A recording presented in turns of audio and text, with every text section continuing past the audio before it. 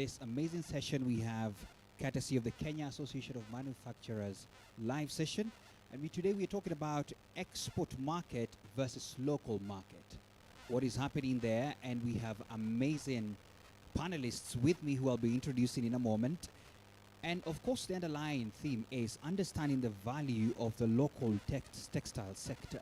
What value does it hold? Of course, from where I sit, I can imagine what level of impact it would have if we all, as we have always had on this Kenya Association of Manufacturers pages, embrace the Buy Kenya, Build Kenya. But hey, what's happening, especially for the people in the industry? What are they doing? And so to my right, I have Mr. Isaac Maluki. I'm just only going to mention the name so that at least I'll give them a chance to also introduce themselves further and what they do. And to my left, I have Mr. Jal Dothia.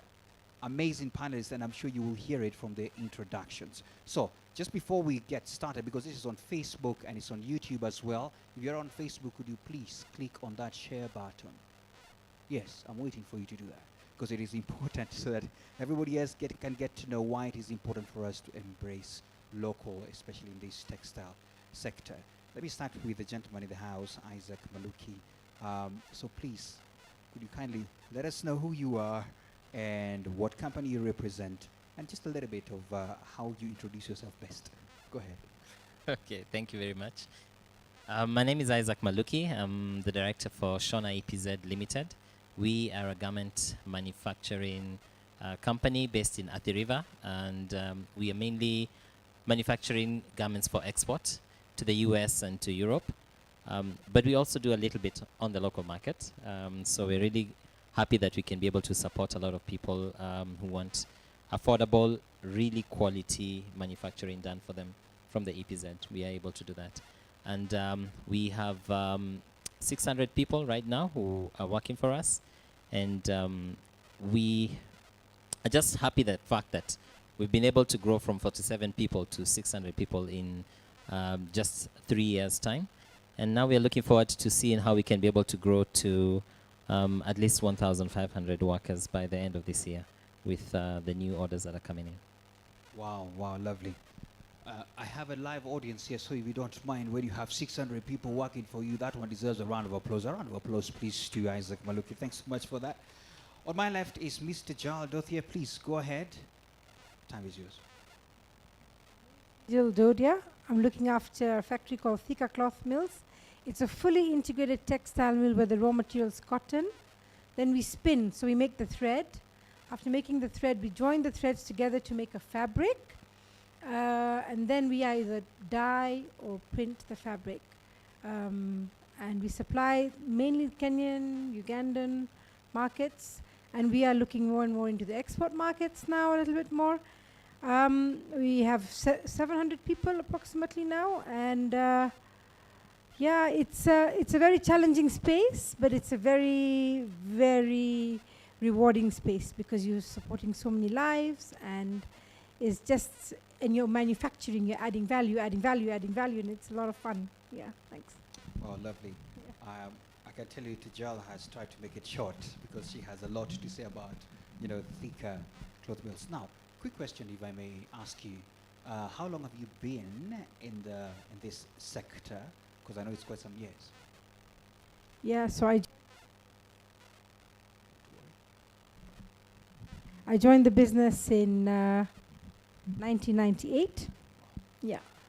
It was a family-owned business, so I grew up in the business when I was much younger.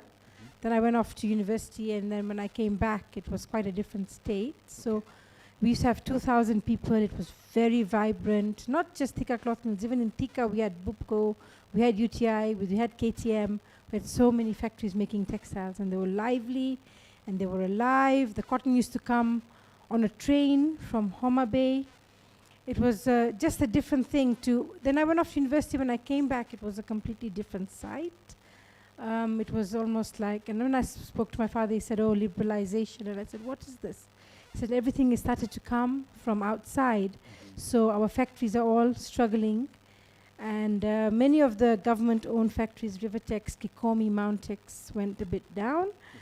But the private sector continued running like ourselves until the machines... Investment was very little, machines became old, And one by one, the factories closed until again in 2012, they decided to revive Rivertex in Eldoret. They put in brand new machines, started looking at putting in the machines, and it was made alive maybe 2017, 2018, which gave our textile industry great hope.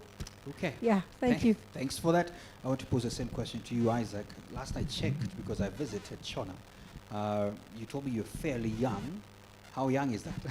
Go ahead. Okay, 3 years, actually coming to 3.5 years in operation now. Okay. And during that time, we've been able to move from just stitching to just, knitwear to now being able to have a lot of variety. So we are able to manufacture for children. Yeah. We are able to do, obviously, the knitwear for export and import, workwear. We've been able to manufacture a lot of PPE. Yeah. So we bought some specialized machines to make sure that we are sealing the seams. Okay. And that has given us an opportunity to now look into manufacturing things like clothes for winter, motorcycle jackets as well, and stuff like that. So it's just been an excellent space where we are learning as we grow. Okay. But at the same time, we are getting a lot of interested people in seeing how they can be able to be part of this journey with us. Wow, lovely. Thanks so much for that. Let me just engage my audience. Remember, this is live and we are live on Facebook and YouTube, so if you could please kindly click on that share button so that everybody else can know the importance of the export market versus local market and looking at the value of the local textile sector. Now, let me just engage you from where you're watching, because I want to ask you a question. If right now, wherever you are and you're watching right now, you're wearing something Kenya, something local, I want you to use this hashtag producing for Kenya, hashtag producing for Kenya. Let us know what you're wearing. If you can actually take a picture, the better, because you never know. Courtesy of Kenya Association of Manufacturers, somebody might go home with something nice, so you never know. So who are you wearing? Let us know. And by the way, Joe, who are you wearing? So I'm wearing a kitenge material. The cotton is grown in Kenya. Yeah. The material is made here in Kenya. It's printed at Thika Cloth Mills as well. Mm-hmm. And then it goes to, it's bought by a lady called Zuri Yeah. Shop. Okay. And she makes the garment. And she's got 2 shops in New York. Yeah. So the dress goes all the way up to New York, but she also sells online. Mm-hmm. And so it's 100% Kenyan product from cotton Okay. to fashion. Yeah. Awesome. Isaac, Thank I'm going to you. ask you the same question, but in the audience here, please, if you're sitting next to someone, ask them, who are you wearing? Some of you don't even know, I can see. We have some live audience here, they're asking themselves questions. So, yeah, I can hear some laughters here for the online people. People are laughing here because some of them have to check and confirm who they're wearing. Now, let me come to you, Tejal. As I told you, Maluki, I'm coming so you can tell me who you're wearing. Okay. Let's talk about, you keep rephrasing and using the word cotton, and in fact my question is actually based on that, and my question to you is this: how do we enhance support for cotton growing farmers so we can increase the supply and even the creation of jobs that comes with it? So from where you sit, how do we enhance this? Well, I think definitely the amount of cotton grown in Kenya is much less than the demand, because now we have 3 factories, including Rivertex, Sunflag, and of course Thika Cloth Mills, of which all of us are importing cotton from Uganda and from Tanzania. Mm-hmm. So it's a quick win, actually. Yeah. It's a really, really quick win. People can grow the cotton and we can get it. So what we've been doing, before the farmer used to get a seed for free. Yeah. A conventional seed used here in Kenya, it has been there for the last 30 years. Yeah. And the yields that they used to get on the farms were only 250 kilos of cotton per acre. So the government, Ministry of Agriculture, has been really working to see if they can give the farmers a better seed. Mm-hmm. And a lot of homework has been done on that. And before, the seed used to be given for free. So now, when we are looking at increasing the seed to a hybrid seed, the seed is actually costing quite a lot. And this year, the farmers were not given the seed for free. Yeah. They had to buy the seed, or there had to be a scheme of a payback system, which was a little bit, when you've been getting something for free, and I really thought, oh my God, nobody's going to grow this cotton now. But that wasn't the case. Yeah. I think that a lot of research had been done on the ground, and the farmers had already had a taste of the new hybrid seed, Yeah. how much value they can get on their 1 acre of land. So a lot of them were quite keen to take the BT cotton Okay. or the hybrid seed, not necessarily, it didn't have to be BT, and to put it into their fields. But, and the financing schemes had to be put in place, you know. But so some areas, they really got themselves well organized, like Pekatoni.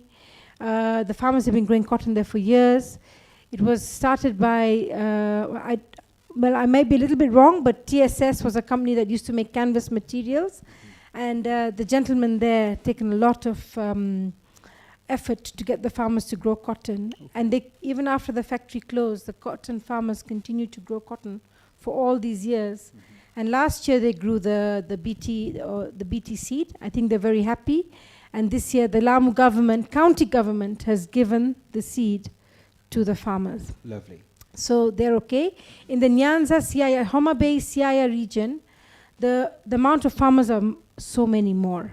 And the amount of cotton grown is a little bit higher. Okay. They continued with the traditional seed because this cost of buying the new seed and giving it to the farmers, Yeah.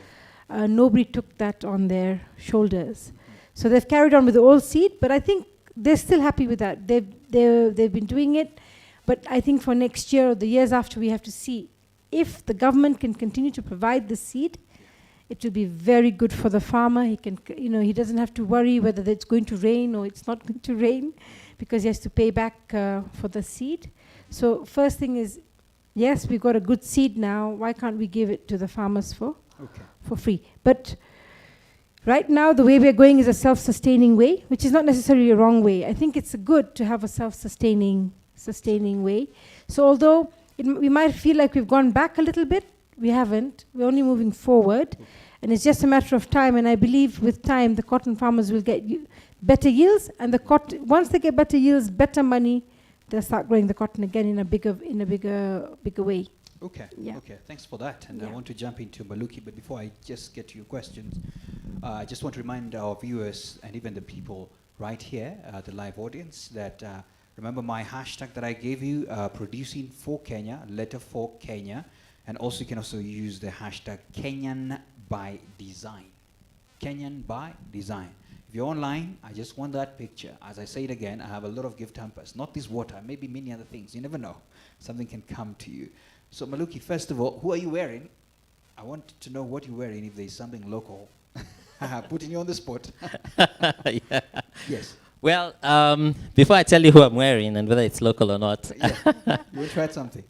I must say that we specialize a lot in manufacturing of knitwear from polyester. Okay. And most of our clients request us to do polyesters and different poly blends. Okay. So majority of our material is actually imported. Okay. We are hoping that soon we'll be able to start manufacturing cotton products. We have a few clients who are interested in cotton made in Africa. Okay. And so we'd be looking at talking to the likes of Tejal to see if they can be able to give us the quality that the clients would like. Lovely. That way we can start manufacturing here. Otherwise, whatever I'm wearing, material is definitely imported. Yes. Shirt is made here Okay. by my sample team. Uh-huh. And my mask, of course. It's local, right? But apart from that, when it comes to knitwear, if you ever come and find me on a nice casual day, Yeah. everything from top to bottom is actually made in Shona. Okay, awesome. Thanks a lot for that. So I want to ask you this because you have spoken a lot about export and what you're doing in the export market. Why is the market better from where you see it abroad? Why is it better? Wow, we have very, very many reasons. One, the market abroad is bigger Yeah. than the local market.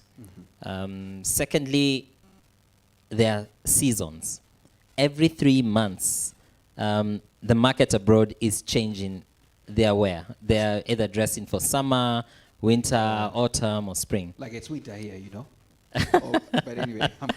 Yeah, our winter is winter by words. But, out there, they do it by changing the clothes that they're wearing. Yeah. And that means that the demand for cloth wear is so high. Yeah. When I get an order to make shorts, I'm getting an order of maybe 100,000 shorts per month to make. But when I get it for the local market, I'm getting about 10,000 shorts, and then next year I wait for another 10,000. Okay. So that's where the difference really comes in. And so all we're trying to do is to embrace the fact that different seasons are there, and we can make garments for all those seasons. So we've made it to manufacture clothes for summer, for winter, for autumn, and for spring. Wow. Yeah. Lovely. So, by the way, do you care to mention one or two places where you export to? Yes. So we are exporting to the US mainly, and also we are exporting to France. To the US, our clothes can be found in 3M stores. Okay. That's for the workwear. We have TJ Maxx, we have Burlington, and JCPenney as well.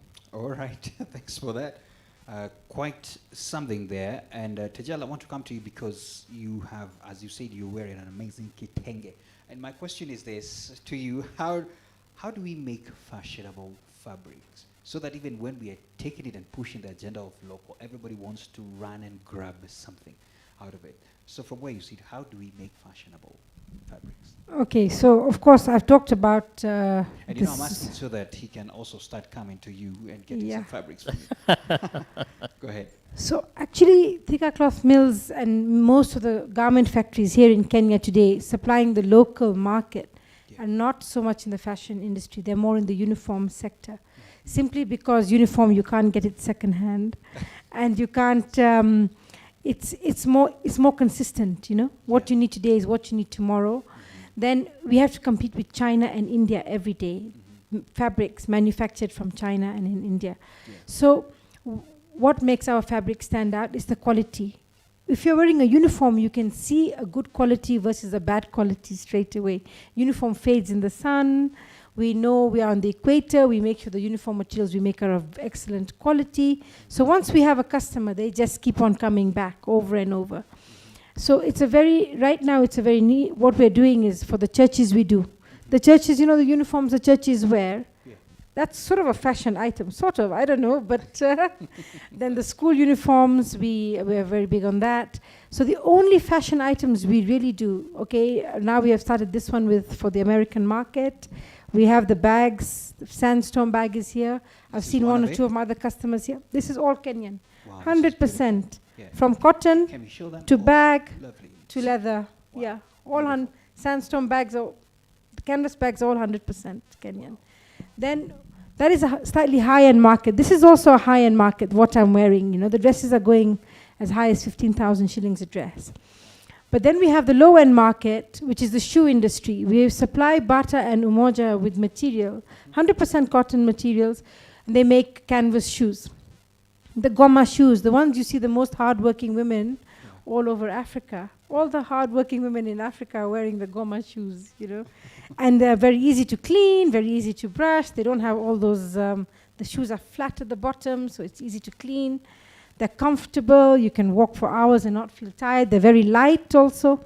So we have been in this market from the time I joined, this market has always been there, and it continues to be there. And it's worn by Wananchi. The shoes are sold at less than $3. The cotton is grown in Kenya, all the way in Pekatoni. It goes to Kitui for ginning, or for Makweni for ginning. It then comes to Thika cloth mills. We then make the textile. The textile is then laminated. The shoe is then made, and the shoe is sold at less than $3 to the retail market for 1 inch. So nobody don't ask me the question if we're expensive. All right. Thank you. And I love that because I've seen most ladies with those ones. I think they're very flexible. They're very Use them a flexible. lot, Nice. is Yeah. Maluki, I know you may not comment on that, but Yeah. But it's not a fashion. It's not the trend that he's talking about. 6 months is changed. The seasons are changing in the West, winter and summer. And so we can do lots of different prints. we can do, like when we do these, we can only 1,500 meters, we're changing the print, changing the print, changing the Okay. print. Yeah, which is We pretty can fun. do all the colors that you want, from red to turquoise blue to any color practically. We have all the dyes at the factory. We need creative stitchers to see what they can do with the fabric that we make. We are already making in a factory, making 500 to 1 million meters a month. We're already making almost 30, 40 different types of fabric, which is very unusual. Because if you go to a factory in China, if they're making shirting, they only make shirting. Okay. If they're making kitenges, they only make kitenges, for example. Whilst for us, we're making little bit of this, a little bit of this, a little bit of this, a little bit of this, a little bit of this. And we're trying to cater for lots of variety for our customers, but it's still not even enough. There's still a complaint. I Yeah. must tell you this. Yeah. You know, we like it cocktail. You know, the more The the, colors, cocktail. you see how I'm Yeah. looking like? The more the colors, the more it looks better. Don't you Yes. think so? Is it? Yes. But because you're talking about stitching and Maluki is here, soon enough, Maluki, I'm sure you can be able to start designing something for us locally here that it will be such a cocktail kind of thing. Of course, definitely. We are already making for quite a number of local artisans. Okay. And we are already looking into investing our printing machines so Yeah. that we can start actually doing some African prints for our people as they come and place orders. Because, you know, the challenge that we have when having to import garments is that unless we have everything done out there, we can't give our clients that aspect of the freedom of choosing designs and everything and then getting it as fast as possible. Okay. So to reduce on that lead time, we want to see how we can be able to print that fabric from here. Okay. Which means basically we can just buy plain white fabric, Mhm. you know, as much as possible and just keep it at stock and start printing whatever we want as a design. But we can do everything here, if you want. There you Let's go. try. There you Yeah, have There you go. we can try. Yeah. Partnership 101 created right here. Yeah. Excellent. So after this, make sure you have that conversation. Now, I just remind our viewers, remember we are still streaming this online, and so you can share your thoughts. Remember the hashtag Kenyan by Design. Let us know your thoughts on all this. We're about to come to the close of this end, but of course, there's some questions that we cannot leave without answering. And I want you, Maluki, to step in and talk about branding sustainability, especially of this sector, this textile sector and its products. From where you see it, how can we enhance this sustainability? Well, I think one of the things that we can do is really continue to work as a team so that we get support from the industry sector as well as from our fellow manufacturing companies. The beauty about our space is that we really don't look at ourselves that much as competitors, and that's a good thing. So we can really come together and work together all the way from the mill to the manufacturers and also with the sector, the industry support, you know, Kenya Associations of Manufacturers, Ministry of Industry and Trade, and the likes, because then with that, we get stronger and we can also be able to brand ourselves better out there. Okay. All right. And I think that's good enough and fair enough. I want to throw in this question about, because this is media, we are live right now, but there's a place, especially for you to jar, there's a place where the media plays a role to ensure that everybody sees this kitchen and this goodness. I have not seen this style. I'm sure if my auntie in the other side sees this and I've not seen her in such a kind of thing, that would be the place. I want you to speak to the media here, because people are watching, people in the media sector. What would you tell them so that we can enhance our local consumption? Okay, so it's very simple. Yeah. If you import, you send your money to another country. It's as simple as that. You create a job for another person, not in your country. Yeah. So as much as we can do locally here in Kenya, in Africa, we should, you know. And the cotton farmer should not be ignored, because he is where we start. Absolutely. From the soil all the way to the end product, you know.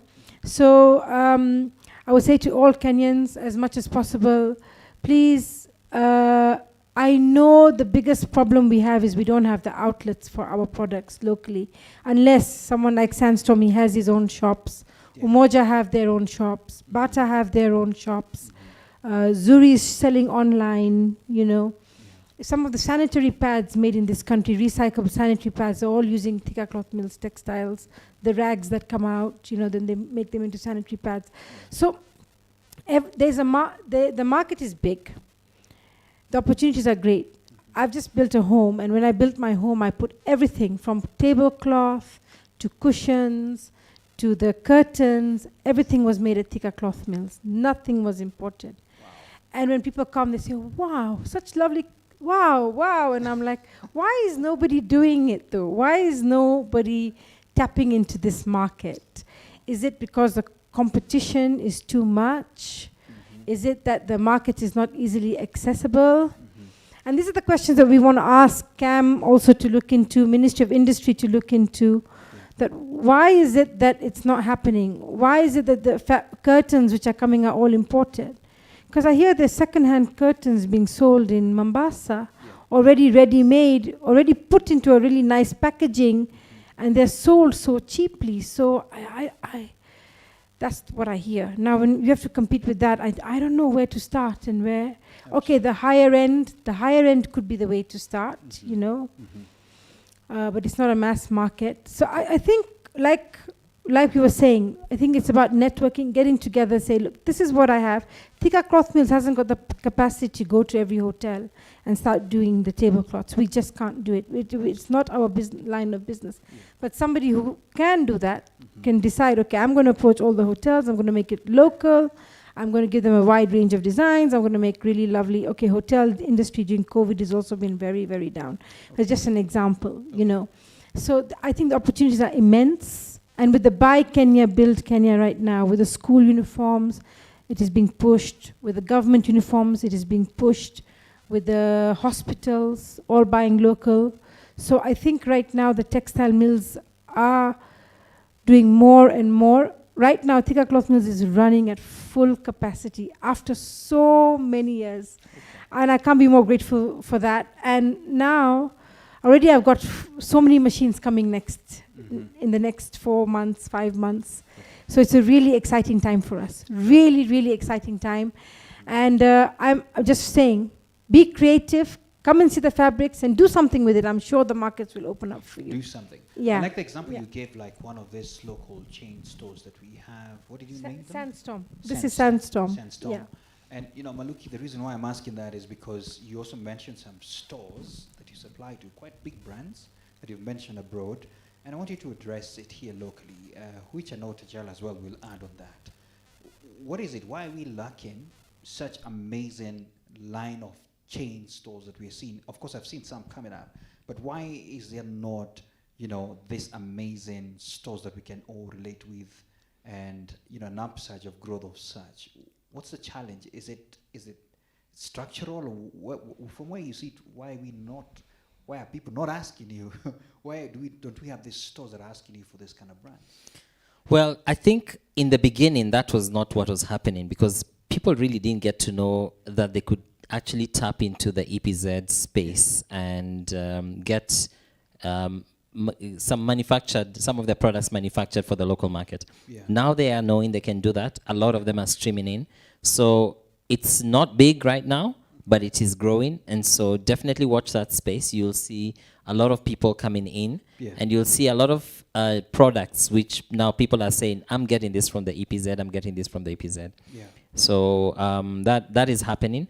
Okay. Also, right now there's a lot of like a mad rush of some sort of people wanting to manufacture in Africa and away from Asia and China. And that has given Kenya a big opportunity, because Kenyans, though we are most expensive in Africa in manufacturing, we are still the most efficient. Oh, we are? Yes. Okay. And so because of our efficiency, our ability to learn the styles quickly and to start and to ramp up from the sample all the way to the bulk production, we have a lot of people who are interested in placing orders here. What that means is that now the opportunity, the 20% that we are allowed to offload into the local market will keep growing, and we will start looking for people out there and telling them, Why do you have to fly out to buy clothes and to buy fabric, to buy garments? Well, you can get it here. We can get it right here. Absolutely. Yeah, and so that's the kind of promotion that will be happening. And I'm sure even when it comes to fabric, we are also trying to promote vertical integration. So we are there to manufacture. Yes, we have an AGOA license.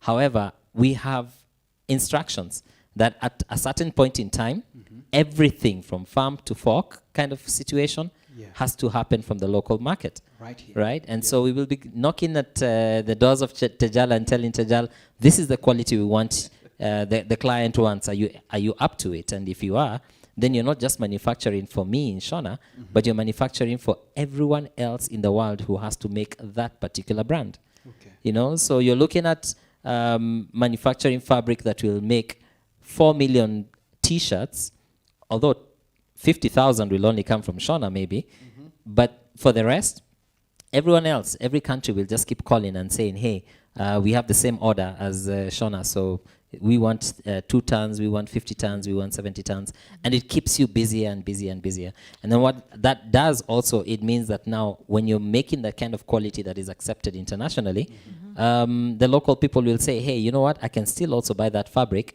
and have my small outfit done in my factory, or if I have bigger orders, then I can push them over to EPZs like Shona. True that, true that. And by the way, I'll be coming back to you because I know someone. Abad told me you're doing something, some local brands here. You're most welcome. We'll talk about it. But Tejal, why don't I see a thicker store somewhere around here? You know, I just want you to address the challenges we're seeing in just, you know, starting our own chains, you know. Go ahead. They're making me feel like I'm inefficient now. Yeah. No, you're doing well so far. You're doing well so No, far. I think we need to do. I think, okay, because Thika Cloth Mills doesn't stitch. Yeah. It hasn't never stitched, okay? Maybe when it started, it used to make vests. That's how we started. But so, and we sell our product to almost 150 customers who come month on month and buy the fabric and then make something out of the fabric. Most of it is, like I said, some of it is a fashion, like the Sandstorm. Even there's a EPZ company that's also buying it, goes all the way to America, making canvas bags as well. So a lot of it is fashion, but not much. Most of it is a uniform. So they come, they buy, they make the uniform for KK guards, they make the uniform for Securex, they make the uniform for the schools, they make the uniform for Kenya Shell. For example, all that material you see, Kenya Shell, Thika Cloth Mills material, I can boast about it, you know. Great. So, yes, And they look so, good. Yeah. but I think, yes, it's true, we haven't focused on the fashion market, simply because it has been very, very difficult because of the second hand, which has been coming into this country for so many years. But everybody's talking about buy Kenya, build Kenya now. Absolutely. Everybody wants Kenyan products now. They want made in Kenya. Yeah. They are proud. We are proud of what we do. We are proud of our products, you know. So based on this, you know, I think that shop is, first of all, I need to partner with somebody who's going to stitch lovely things for me. And I got him here maybe. Yeah. Then we can start this show. I'm telling you, we might start one, you know. Yeah. Thika and Shona, maybe something like Thee is something that, you know, it comes to store, is it? Almost Sounds good. Sounds good, right? Yeah. But I get it. You know, I want to jump into a question. Someone has thrown in a question then because we're on the tail end of the conversation. But I know you are in the production element of it, but Malugi, as I promised you, I'm coming back to you because you're working with some huge local brands in this country. From where you see it, what are people looking for now that people are beginning? As Tajala said, the BK, Buy Kenya, Build Kenya movement is unstoppable, and we are really moving. It's unstoppable. We're not going to stop. Yeah. So now that you've really started touching a little bit of some of the big brands we have, what is their taste? What are people looking for now? From where you see it, I know I've posed the question like a designer. Go ahead. I think like any buyer, shorter lead times. Yeah. Which means they'd be happy that if they could know that they can get the raw materials locally so that we can manufacture for them. Okay. So that's one of the things. But they're also looking for variety. So some of the materials that we we make maybe is not available, cannot be done locally, Yeah. so we'd have to import. Okay. And I think that's where now we get a bit of the lead times now getting longer, and maybe taking a little longer than we expect. Yeah. Okay. But yeah, we have a lot of Kenyans who are excited about being able to have their things manufactured by us, Yeah. and they are really looking forward to get their product out there. And really, it's just about the lead times. If we can make it at a quicker way for them, they'll take it. And if we can find everything locally, we can. You know, we struggle with not just the fabric, but the accessories, Okay. threads, needles, labels, you know, packaging, all that, things like heat seals, you know, good quality heat seal material. If we need to get that kind of quality that they want, we always find ourselves having to import. Okay. And surely there is hope. Do you have a comment on that, Jal? Yeah, I know. Go ahead. Go ahead. As somebody who's seen manufacturing in this country, you know, Yeah. for so many years, and you know, I know at KM we're all together, but we're all also in different spaces, and they were asking for duty remission on buttons. I hit the roof. How we can't make buttons in Kenya? We can't make buttons in Kenya. I was furious, you know. Even zippers, we can't make zips. What? I don't understand this. Yeah, we have to import zippers and buttons. But these are such basic things. Exactly. Yeah, so I think really we have to put our act together and start getting the manufacturing moving in this country. So buttons, I know there's a factory making buttons in Kenya. It might not be a very high class buttons, but the point is that if you keep on importing it, his buttons are going to remain, and he's not going to invest. If he doesn't invest, you're not going to get new types of buttons. So it's a catch-22 situation. Wow. It really is a catch-22 situation. Yeah. So if we really wanted to come back up, we really have to be strong and say, actually, no, I want a Kenyan product. And Completely Kenyan. I want it. I want Kenyan. I don't want the imported. Yeah. You know, that's the thing. And can you imagine, even the importers out there Yeah. in America are saying they want everything Kenyan. Yeah. You know, so can you imagine? Yeah. And I'm running fully, and I think you're running fully. Yes. So We need to get other people to supply us and build that chain. yeah, I'm we loving this. It's already happening, you know. And by the way, I hosted at some point someone who is big, is a big brand here. I think it's Chibet. And she said there are people who just want everything with even a brand Kenyan. They just want to do that. They are abroad, but they just want to have Kenyan-made products as Yeah. well. So the opportunity, I think, from what you're talking about, yeah, is that the opportunity is wide, it's big. yeah. The zippers, the buttons, all those things, so that Yeah. at least we can kickstart our movement. And I can't imagine what that would do as well to our local economy, Yeah. from the employment that we have and all that. So Exactly. I just want to ask a question online that I've seen. One of it is from John Ramon. He's asking on YouTube, can hemp, I think I'm going to ask you that question, H-E-M-P, can hemp be a viable option to use instead of cotton? Yes, hemp, polyester, cotton. Yes, hemp can be a viable one. Isn't it? Isn't that right, Tijal? Yeah, even with us, okay, we don't use that, but we use polyester. Our products are polyester viscose, polyester cotton blends, 100% cotton. We're making quite a wide range of fabrics with different things. So it's not all about cotton. The reason we talk about cotton is because it's dear, because it's the cotton farmers are there for us as thicker cloth mills. You know, when liberalization happened and we couldn't invest in our factory the way we would have liked to have invested, we never stopped the cotton lines, the spinning, the thread, because there was a farmer behind that cotton line, you know. We stopped the polyester viscose lines. We import the polyester viscose yarns. So as much as I say, oh, I want everything Kenyan, the truth is I'm also importing some yarns which I don't think are adding enough value down line. So I'm like, okay, it's cheaper for me to import, let me import it. But really the reason we focused on the cotton is because there is a value. But now, running fully, I don't think I'm going to import yarn for very long. I'm bringing the machines, and we're going to start doing everything locally again. Lovely. Yeah, That's a good step towards yeah. that. That's music to my ears, Tijal. Yeah. Music to That's my ears. music to your ears, absolutely. Yeah. So there's another question here, and because KM has been at the forefront of this. Yeah. So they have hosted 2 Fashion Central shows on partnership with pop culture musicians and artists in their day-to-day sports sector as well. And then they're keen to make the local market understand the value of the textile sector. And so here's the question. In both instances, what comes out is that the designer and the manufacturers are not approaching them.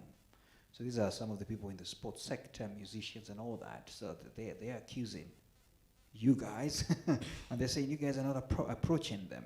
Why is this happening? I don't know from where you see it, whether you've seen this, or maybe that question is far-fetched. So Tajal, let me start with you. Yeah, like I said, we make the fabric, right? So we're not making the end product. So that's the first disconnect, Yeah. really, We are servicing garment factories, more than 100 of them, 150 of them here in Kenya. Yeah. And they're the ones who get the market, they come, they buy the material, they stitch, and then they supply. We supply the shopkeepers, the retailers, River Road, Biashara Street in Mombasa, Kisumu. It goes into all over the country, Okay.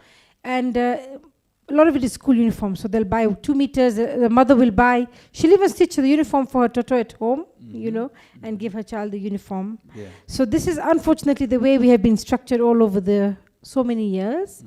And yes, maybe we need to change a little bit. Yeah, Okay. we need to start approaching, like you said, The big brands around. the big brands. The Yeah, sports teams, the musicians and all.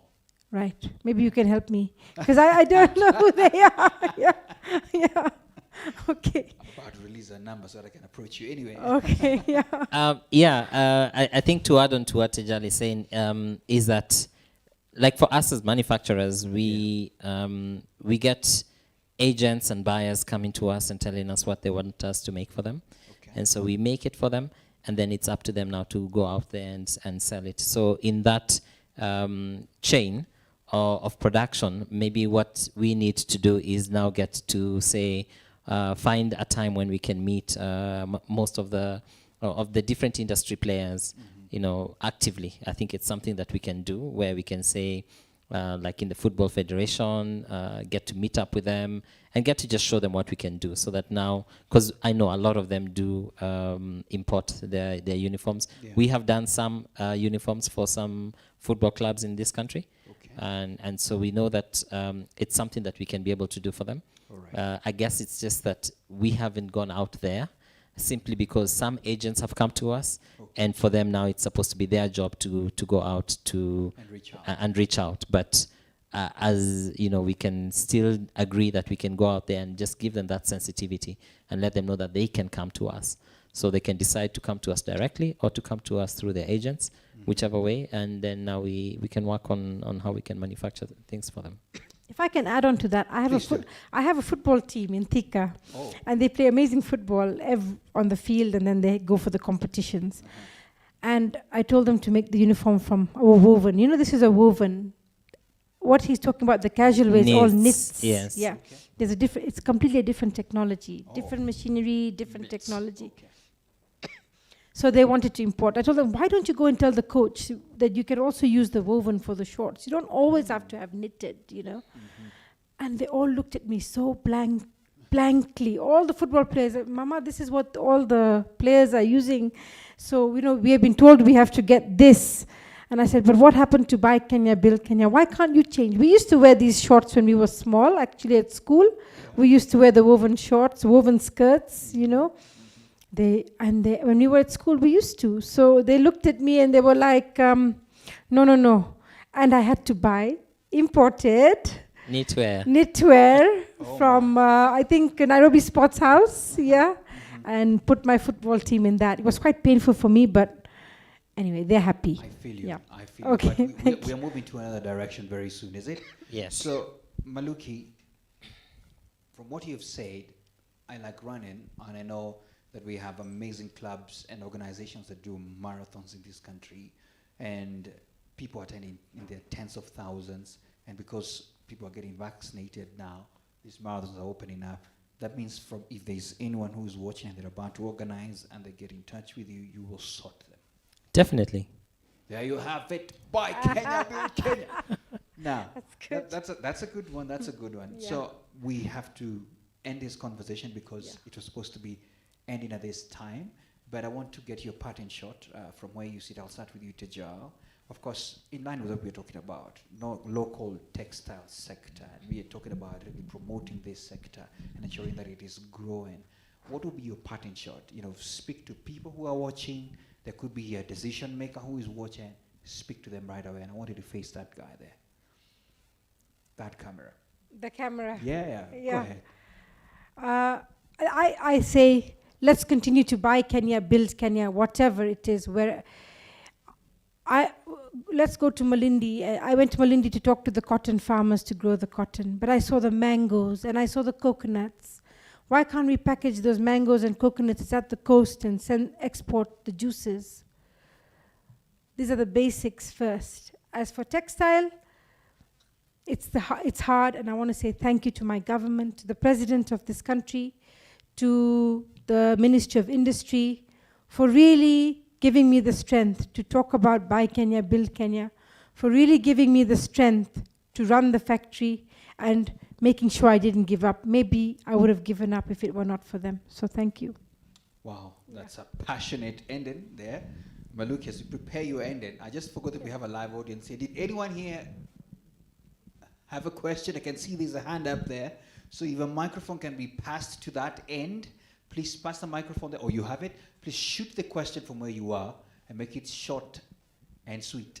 Very short. I'll be very short. That Yes. When I buy my shirt, my fabric, I see somewhere a sticker that says made from virgin cotton. And that keeps me thinking, is there a recoverable value from cotton after use? And at what is it that we can recover so that as we push cotton through the market, we can recover something back so that it's no longer virgin, it becomes something else? Thank you. Well, that's a loaded question there. So, Tejal, you know, I heard you talk about cotton. Do you want to say something about that? Okay, so just like, for example, you have the virgin cotton, but you also have the comber oil cotton, and you also have the BR cotton, which is the second grade cotton. So generally speaking, for high quality dyeing, printing, you need to use virgin cotton. But if it's gray fabrics, then you can be using the BR cotton or the comber oil, but at thicker cloth mills, you know, we don't use those. BR we do, but the BR we use to make mops, huh? You know, the mops for cleaning the floor. Yeah. Yeah, that's where all the second quality cotton goes. We don't put it in our mainline production unless the cotton prices are extremely high and the buyer is just not agreeing. But it gives us a lot of problem in dyeing and printing. So we tend to use the virgin cotton, and we prefer the virgin cotton because it's easier to process, the efficiencies are better, everything is better on virgin cotton. Okay. Yeah, it's a bit more expensive, but it's better. Yeah. Maluki. The beauty about also buying virgin cotton is, as she's saying, we have local farmers. And so you're already seeing the support that is coming all the way from the local farmers all to the end. So keep buying the virgin cotton. At least you know that you're supporting a big chain. And that's what you'll be getting back. Okay. I hope that's cool. Yeah. Any other local question? Sorry, I mean in-house question before. I'm so fond of this local and buying Kenya, building Kenya. I can't see any other question. So if there's no other, so Maluki, you're giving your patent shot so we can end. Well, what I can say is that we are in an amazing space right now as manufacturers, where we can be able to support not just the outside world, the market that is really calling out for quality from Kenya, but also we can support our local teams, be it the artisans, be it the shops, be it just supporting as an ecosystem that will start creating a vertical integration in terms of manufacturing. And so for me, what I would say is when you buy Kenya, your build of Kenya is actually your support in very many ways. There are families that you're going to feed. There are people who are going to say, this makes sense. and they'll move into this kind of manufacturing space, we can start making so many things. So buy Kenya, and as you do that, you'll actually be creating or closing that gap that has been happening with importing. The only way we can actually kick out some of these things, I know many people would complain maybe that a lot of cheap imports are coming in, but the more we buy locally, the more we empower ourselves, the more we are able to produce at a better price, and which means that your need for importing will just naturally die out. Wow. And we can make that happen. Wow, I love this. And you know, because we had an amazing session here, and we're looking at even establishing our own chain, so that at least we can encourage others. Yes. I will come for a kitenge from you, and I'll take it to Shona, And so we can stitch some nice shirt for me. Definitely. We will I'll definitely give you make so sure many that we do that. designs. So many designs. Oh yeah. my goodness. Yeah. I'm so blessed right here live on the session. Yes. Thank you so much, Tajal. Thank you so Yeah. much, Maluki, for your time. Thank you so much Thank for having you. us. And of course, to our viewers, we appreciate your time. Thank you so much for really engaging with us. We couldn't have a lot of time to get into the questions. Remember, our team at KM will be looking at what you've posted as well on Twitter, so we have not left you just like that. But remember this, buy Kenya, build Kenya. What you're doing, it's a whole unending value addition from farmer all the way to the people who are even selling this and stitching all this up. So let's keep supporting our own. Bye-bye for now. That's it.